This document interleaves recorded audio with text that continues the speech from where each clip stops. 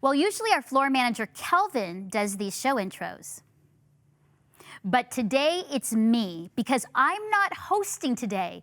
One of our Takeover Melinda's hosting chair contest winners is actually the host, Becki Baxter. And I can't wait for you to meet her, learn from her and her guests all about the importance of grit in your work, in your life, and in your relationship with God. So let's go. Can't wait to take a break from hosting. You are seen, you are heard, you are loved by God. You're not alone, you're fully known, you are loved by God. Well, welcome to See Here Love. I'm your host, Melinda. Melinda, I'm the host today. Right, Becki. That's right. You are the host today because you are one of the winners of the Takeover Melinda's hosting chair, and I'm so thrilled to have you here. How are you feeling? I am nervous, but it's going to be great. You look great. You don't look nervous, and I think you're going to be amazing. Well, for our viewers and listeners, they'll probably want to know a little bit about you. So who are you, Becki? Well, I have a mob of boys. I've got 4 boys, 8 and under. My husband, Sam, we've been married for 10 years. Wow. I lead an online ministry called Devoted, where we get into scripture. That's something we've started for the last year. And yeah, I'm excited to be here. And one quick thing, why would you ever want to host See Here Love? Now that you know what goes into it. Okay, honestly, I do this a lot. I sign up for things and then I think, what have I done? But this has been amazing. It's been an invaluable experience and I've learned so much. And I'm grateful to bring this back to the ministry Devoted. Yeah, amazing. Okay, now you have chosen the theme grit. You don't usually hear that word a lot, so why this theme for your first show as a host on See Here Love? Yeah. Great question. I used to think I was very gritty. I thought that was something I already had. And then this past year, God has really brought it to mind. And the more I learn about it, the more I realize, oh no, it's actually a muscle I need to build more in my life. And I think things have been tough this last year. And what we really need is grit to get through the hard things. And so that's something that God has been teaching in me. And I thought it'd be really great to have more conversations with other people about it. All right, well, I'm excited for you. We are cheering you on. Thanks. This is your moment. You are now the host. I kind of hand you this. Here you go, take it. Thank you. And you're the host now of See Here Love. Take it away, Becki. Right, let's do this.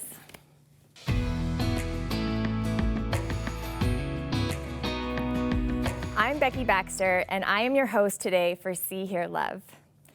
Today we're talking about grit.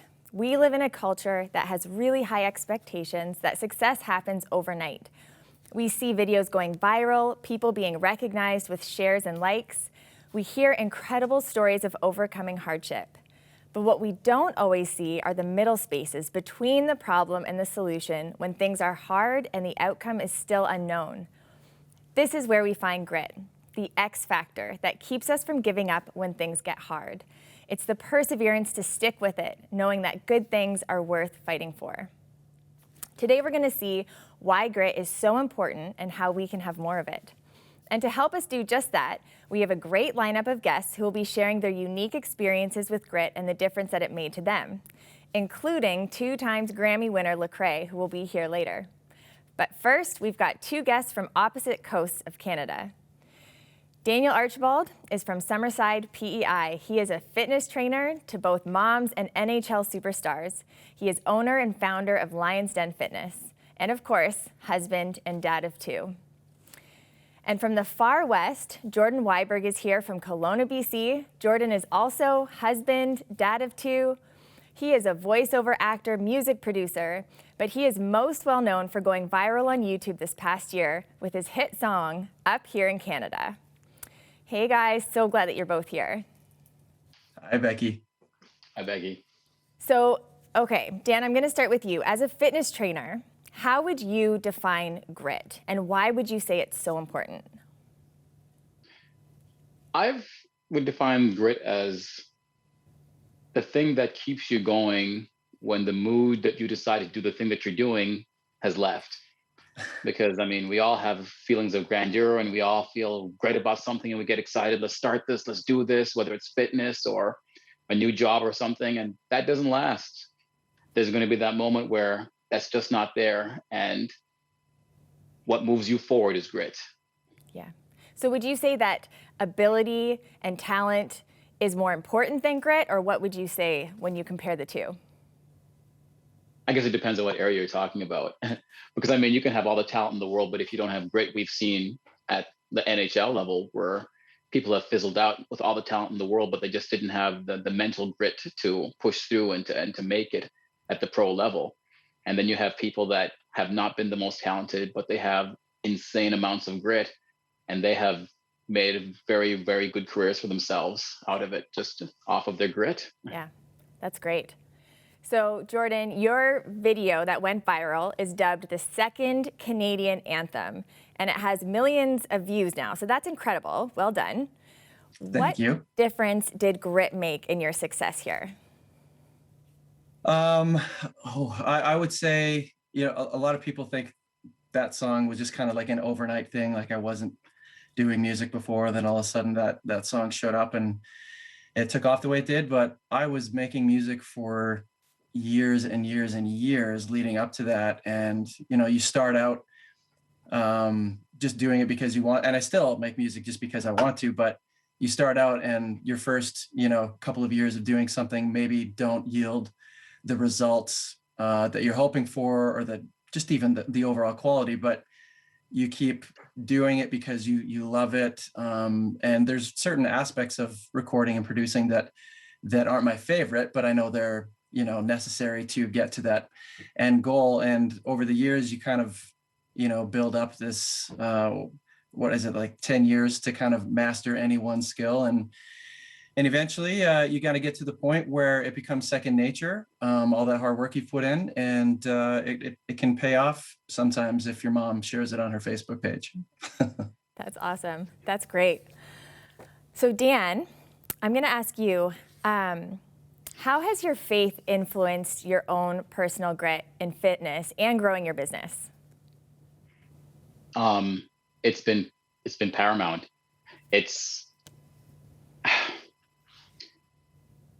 Because when I first started my business, and I've been doing it for a while, but when I went to it full time, I had to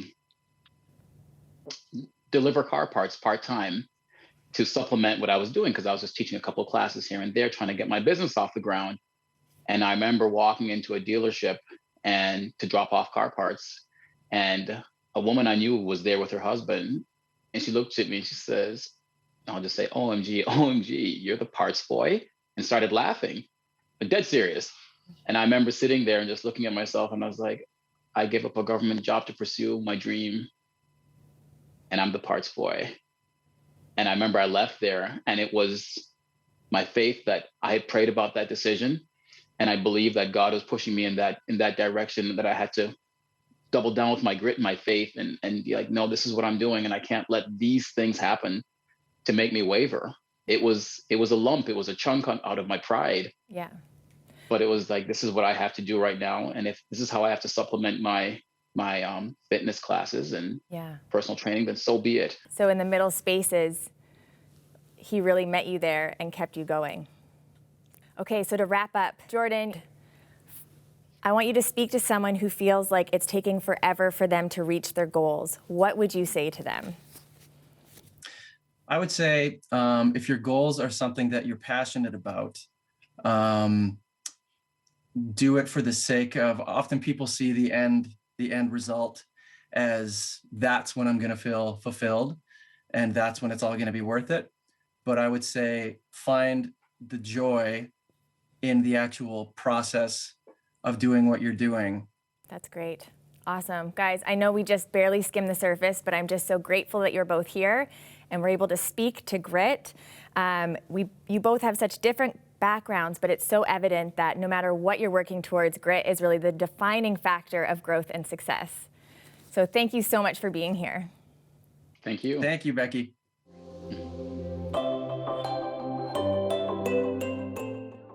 From the host of See, Hear, Love, Melinda Estabrooks, and 50 of her guests and friends comes the book Always Know, full of stories of lives that are inspiring, wise, and life-changing. God hears you. He hears your prayers. He hears the longing for connection. He hears the cries of pain that you're experiencing, and he loves you deeply. This month, with your ministry gift of $25 or more, or when you become a new monthly donor, request your copy of Always Know. It is a collection of stories to help you today in the things that you're struggling with, the things that you are confronted with. And I know that these stories will encourage you. Call 1-800-265-3100 or visit seehearlove.com/alwaysknow and request your copy.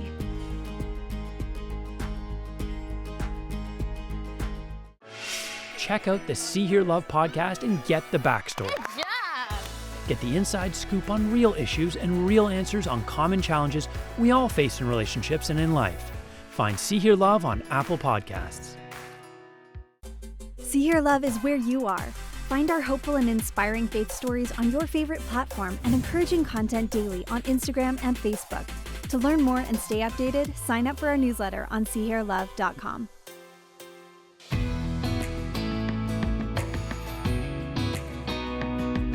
One of the struggles in a pandemic is how do you share the gospel when the world shuts down? It can feel impossible to love on those who need the hope of Christ most. But remember, with grit, we don't give up when things get hard. My next guest is Jennifer Kloosterman. She is the Satellite Director for Youth for Christ in Peterborough, Ontario. Hey, Jen, thanks for being here. Hello, thank you. So can you tell me why you think grit is so important for us as Christians? Well, I think about grit in the context of perseverance. And perseverance it's an active force in our life. So it's not something that's passive. It's not the same as enduring something. It's intentional. And in order to do this, we really need to know what we're aiming for, because we can't persevere in suffering or through hard times if we don't know what our goal is. So what's something that we can do to be grittier when it comes to sharing the gospel? Loving people is hard, and trying to hold out the hope of Jesus in a broken world, it's hard. But I think with the pandemic, it's actually given us a really amazing opportunity to love people, because we've been going through this collective grief together, right? And so what new opportunities to reach out to your neighbor, or to just to care for somebody in your life. But suffering, again, it does something to us, and it can be difficult. Like, there's a lot of pain that people carry. So what do you actually say to somebody, right, when they're pouring their heart out to you, or the deep questions of their soul, and you realize, I don't have the answer to this, right? I don't know how to enter into this person's story. And I think sometimes that can be like a deterrent for us for love, because we feel like we need to hold back. But it's actually an invitation, I think, to, again, lean into the love of God for that person, that we can, it's worth it, to really cast ourselves on him and to ask him for help in that area. That's great. So Jen, what is something that we can do to show grit when it comes to sharing the gospel? Yeah, well, I think the first thing is just to listen to people, to get to know people, to hear their stories, and to enter into their lives, right? So when you face that challenge of something in your personal life or with someone instead of holding back, or, we often doubt ourselves or feel like we don't have what it takes to meet with that person. I just encourage you to say you do actually have what it takes, that God has put you in that person's life for a reason. And so to challenge yourself to love people and try to share Jesus. I think sometimes one of the things that really holds us back from sharing Christ with people is actually just that we don't do it. And so I want to leave you this challenge, and it's a quick tool that we use in our own training as well with Youth for Christ. And so after, I'm going to get you, if you have a notepad or just on your phone, I want you to write vertically on that paper the numbers 1 to 7. And at the end of this broadcast, I want you to take a minute with God and actually just sit and pray and ask him to bring to your mind 7 people in your life, your neighbors, your sphere of influence at work, family even, that you can be intentional about loving and actually trying to share Jesus with. And I want you to do one of them this week. Now, that might seem really crazy or scary to you, but I'm telling you the truth. People are longing for hope, and what an opportunity we have right now to reach out with the hope of Christ. Awesome. That's great. Thanks so much, Jen. That is a great challenge to help us develop more grit as we're walking in our faith and sharing the gospel. Thanks so much for being here.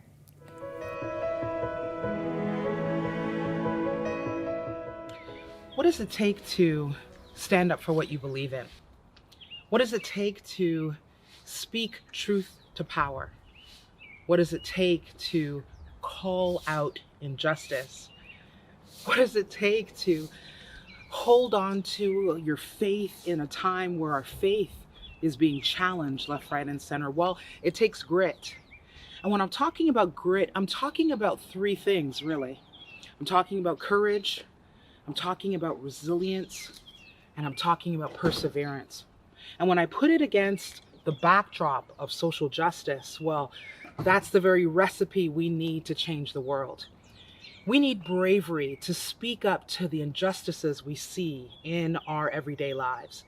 And I'm praying for you that you would find the deep courage that is required to not be silent anymore, but to stand up for what is right, to call people to accountability, to challenge that which is against God's heart. And so my encouragement for you is to dig deep and know that you're never alone. When you take stands for righteousness, you are never alone. God goes with us. And when I think about endurance and perseverance, the idea that this is not a race, it's a marathon. So know that whatever you're doing, the good work that you're doing in helping the poor, the marginalized, making a decision to do some work at a homeless shelter, all of these things, you may not see the effects right away, but know that you are making the world of difference in someone's life. And so stay faithful, stay committed. Persevere, even though when it gets hard and awkward and tough and you want to give up and you want to just walk away, I encourage you to stay in the game because so many lives depend on your yes.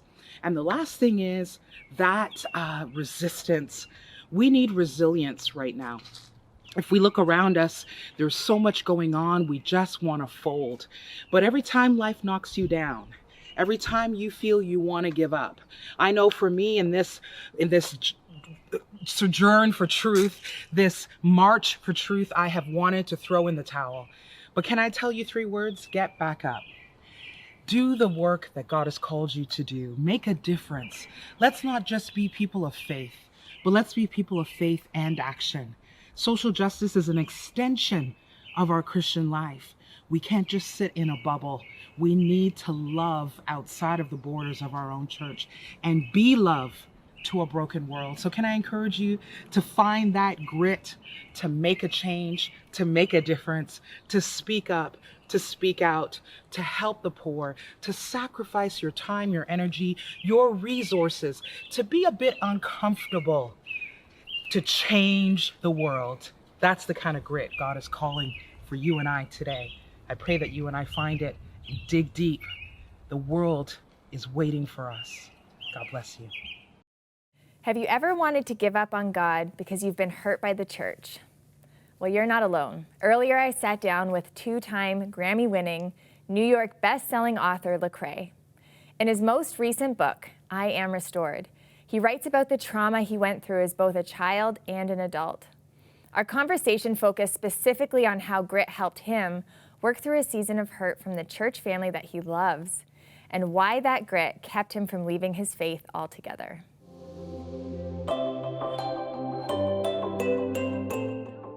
Lecrae, so great to meet you. Thank you so much for being here and joining us as we're talking about grit. Now, I think this is something many of us really need to understand. If anything has taught us in the last year and some, we need to learn how to get through the hard stuff, right? And you have been really open and vulnerable about some of the things you've gone through in your books and in your music, and I appreciate that vulnerability so much. But right next to what we see, all these things you're going through, is this grit that you've had to keep going and keep pushing. And it's amazing to see. But specifically, I want to ask you about your experience in the church, because I know you talk about how you were going through all these things, and the church didn't really know how to handle that. Yeah. And so can you talk about this and how you worked through that with them? Yeah. Oh man. Yeah. I did not grow up a Christian. And so the church to me was the first kind of functional family that I had ever found. There was a sense of consistency there and solidarity. And so I felt free and I felt safe to be vulnerable and to talk about whatever ailed me. And it never backfired. You know, if I was saying, oh man, I feel downcast and depressed, I would talk about it in music. And the church was very supportive of everything that I did. And then when I began to say, hey, did you see what just happened as far as this racialized crime took place, and it was met with backlash, and I was like, well, that's weird. Maybe I said it wrong, because I don't know why they would respond to me like that, and I said it differently, and it was met with more backlash, and then I was processing, and I was like, wow, this is deep seated, and wait, maybe we don't see eye to eye on things as much as I thought we did. And I didn't realize how big of a tension that was going to cause me speaking up for some issues that I was seeing as far as race and ethnicity in society. And at that point in time, by and large, the church, specifically kind of like the conservative evangelical church, saw me as being too political. And I was like, to me, this isn't political. This is personal. This is spiritual. And so, man, in droves, people just turned their back on me in droves, stopped supporting me altogether. I think I remember on social media, and mind you, I'm not saying anything visceral or mean or anything. I'm just bringing up thoughts and points. I remember in social media, like in a less than a week, like losing 30,000 followers because of this kind of commentary. And it was painful. It was very painful just to process that and to keep moving. Now, I think something there's a lot of people can relate to is both that kind of being misunderstood and not really being treated well by the church. And then you're kind of at a path where it's like, okay, is this worth fighting for? Mm-hmm. Or am I just going to go and leave the faith altogether? Did you ever find yourself in that place? Absolutely. Yeah, absolutely. That was the only ultimatum I thought was available to me, to be honest with you, was, okay, I'm vastly disappointed with these people who I thought were the lighthouses and the guiding light for me. And they don't see me, and they don't appreciate me, and they don't hear my voice. And so maybe this whole thing is a sham. Maybe this whole thing is a lie, and I'm just sadly mistaken, because I know I'm not crazy. So maybe this is all a lie. And a lot of times that's hurt. And for me, I think what I was doing was making a people wound a God wound. And it caused me to say, man, I don't want any of this. Yeah. Can you go into that a little bit more, a people wound versus a God wound? Because I think that is something that people might not actually know that's what they're facing when they just feel all the feelings. Yeah. I mean, when the people of God hurt you, you tend to blame God instead of the people. You're still dealing with broken people. It's not as if once they decided to follow God, all of a sudden they became pure and perfect. They just became broken people who now had access to healing. And that's really it. They're still broken, and they still are going to be wrestling with their brokenness on a regular basis. And on top of that, you know, there are people who will disagree with you on very personal matters because they haven't taken the time to understand how personal and how real the things you're talking about are. So they're dismissive, you know, and that can really hurt a person. And so you begin to say, well, since the church that I've been exposed to is dismissive, that means God is dismissive. And so if I'm done with the church, what am I supposed to do now? And a lot of people say, well, I'm throwing the whole thing away. What would you say to someone who's at this crossroads right now, where they've been misunderstood, where they've been hurt by their church, and they are ready to just give up on faith altogether? Well, one thing I would tell you is that if you've been hurt by the church, first thing you have to realize is that you've been hurt by a part of the church. The church is ancient and global.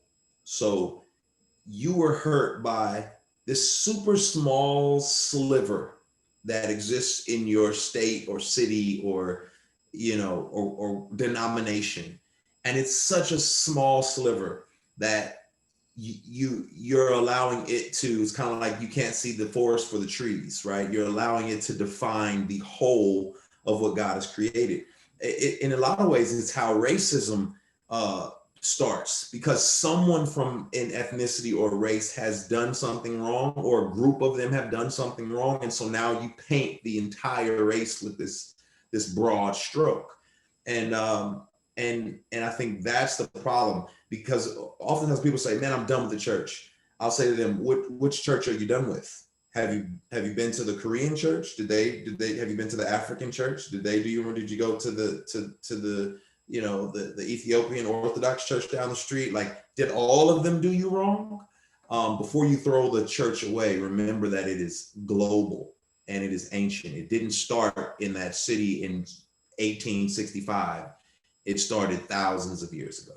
Well, Lecrae, thank you so much for this conversation on grit. I've appreciated your openness and your vulnerability and just letting us in to see how grit has really helped you persevere through a lot of the things that you've been through.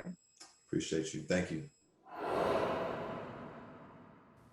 Hey, Becki, I'm loving this topic on grit, especially because we just started homeschooling our kids in our home just over the last little while, and it has been an experience. Like, it's been really hard, and I have never found it so hard to stick with something, and I've wanted to give up several times. In Romans 5, it talks about that we are to rejoice in our sufferings, knowing that suffering produces endurance, and endurance produces character, and character produces hope. And hope does not put us to shame, because God's love has been poured into our hearts through the Holy Spirit who has been given to us. I wish I could say that I am in the place where I have endured for a long time, and there has been character that has been produced, and I am offering hope to the world because of what God has done through me, and that I have hope, and I do. But I'm still in the early stages, and I'm still in the part where I'm like, I'm gonna stick with this, and even though it's hard, but I do look forward to the character that I believe that God is going to grow in me. And I look forward to the hope and looking back and being like, I did this, I completed it because God called me to it, and he has enabled me to get through it because of that. And yeah, this verse in Romans is something that I feel like I can cling to, that there is hope despite the difficult times that I've been going through. So what I've learned today is that just because it's hard right now doesn't mean it's time to quit. 2020 was tough, and this year is shaping up to be a lot of the same. Amidst all the regular pandemic issues, we have job losses, strained marriages, homeschooling, family or church division, or maybe we're trying to start and build something new and it really just feels impossible. We're all facing different challenges, but what never changes is God's goodness and his plan for your life. That is worth fighting for. We all need a little bit of grit and a whole lot of Jesus to work through the unknown middle places, to reach the promise of what grit brings: growth, maturity, and like Irene reminded us, hope. If you want to get to know our guests better, we have even more for you on seehearlove.com. You'll find guest bios, scripture from today, and I've written a blog post for you on grit as well. Be sure to head over there after the show. And as you practice grit in your life, in those hard times when you want to give up, but you don't, remember that in those tough moments, you are seen, heard, and you are deeply loved by God. Becky, you did such a great job. Well done. We've got people coming to clap and cheer. Woo! You did it! You did it! Woo! How do you feel? I feel great. You make it look easy. It's not easy. All right, way to go. We're very proud of you. Great job. Thank you.